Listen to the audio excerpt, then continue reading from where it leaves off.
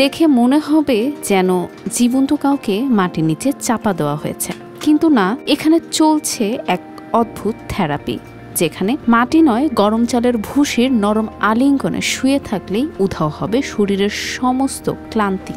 সিওলের ব্যস্ত শহরের এক কোনায় রয়েছে এই অভিনব স্পা, যেখানে ঢুকলেই মনটা যেন প্রশান্তিতে ভরে যায়। চারিদিকে যেন নরম কাঠের ঘ্রাণ, উষ্ণ বাতাস আর এক রহস্যময় পরিবেশ। ভিডিওতে দেখা যায় এক কর্মী ব্যস্ত হাতে প্রস্তুত করছেন কাঠের তৈরি বেড, দেখতে অনেকটা ছোট কাঠের গামলার মতো। এরপর এক গ্রাহক ধীরে ধীরে শুয়ে পড়লেন তার মধ্যে, আর কর্মীরা তাকে ঢেকে দিলেন উষ্ণ সুগন্ধিযুক্ত একরাশ গরম পাউডারে।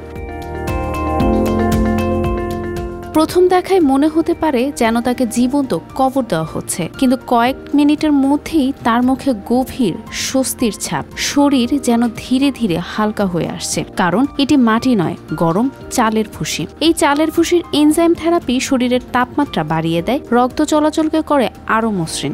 উষ্ণতার ছোঁয়ায় ত্বকের রন্ধ্র খুলে যায়, জমে থাকা টক্সিন বেরিয়ে যায়, আর ব্যথাগুলো যেন আস্তে আস্তে মিলিয়ে যায় এক অলৌকিক ছোঁয়ায়। একজন গ্রাহক জানান, এই থেরাপি নিলে মনে হয় ভেতর থেকে শরীরটা চাঙ্গা হয়ে গেছে, দূর হয়ে যায় সকল ক্লান্তি ও অবসাদ। দীর্ঘদিন কাঁধের ব্যথায় ভুগছিলেন এমন একজন জানান, এই স্পায়ের ফলে অনেকটাই কমে গিয়েছে তার কাঁধের ব্যথা।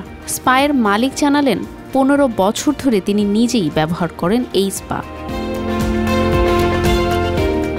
এই বিশেষ এনজাইম তৈরিতে ব্যবহৃত হয় চালের ভুসি, যা 40টি ভেষজ উপাদানের সঙ্গে মিশিয়ে তৈরি করা হয়। এর মধ্যে অন্যতম গুমহাগিউ, যা গাঁটের ব্যথা ও প্রদাহজনিত সমস্যায় কার্যকর হবে বলে মনে করা হয়। তবে বৈজ্ঞানিক গবেষণা হয়তো এখনও এর উপকারিতা পুরোপুরি ব্যাখ্যা করতে পারেনি, কিন্তু যারা একবার এই অভিজ্ঞতা নিয়েছেন তারা বলছেন ভিন্ন কথা। ব্যথা হোক বা ক্লান্তি, উষ্ণ চালের ভুসির এই থেরাপি যেন এক নতুন প্রাণের অনুভূতি এনে দেয়। আর এ কারণেই দিন দিন জনপ্রিয় হয়ে উঠছে এই দক্ষিণ কোরিয়ার অদ্ভুত কিন্তু আশ্চর্যজনক স্পা। বুশরা সুলতানা, RTV।